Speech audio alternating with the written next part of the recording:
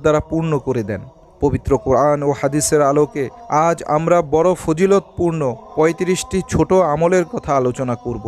১. প্রত্যেক অজুর পর কালেমা শাহাদাত পাঠ করুন। আশহাদু আল্লাহ ইলাহা ইল্লাল্লাহু ওয়াহদাহু লা শারীকা লাহু ওয়া আশহাদু আন্না মুহাম্মাদান আবদুহু ওয়া রাসূলুহু। বন্ধুরা, এই আমলটি এতই ফজিলতপূর্ণ যে পাঠকারী জান্নাতের ৮টি দরজার যে কোনো দরজা দিয়ে প্রবেশ করতে পারবেন। সহিহ মুসলিম হাদিস নম্বর ২৩৪। সুবহানাল্লাহ। ২. প্রত্যেক ফরজ সালাত শেষে আয়াতুল কুরসি পাঠ করুন। এতে মৃত্যুর সঙ্গে সঙ্গে জান্নাতে যেতে পারবেন। সহিহ নাসাই হাদিস নম্বর ৯৭২। ৩.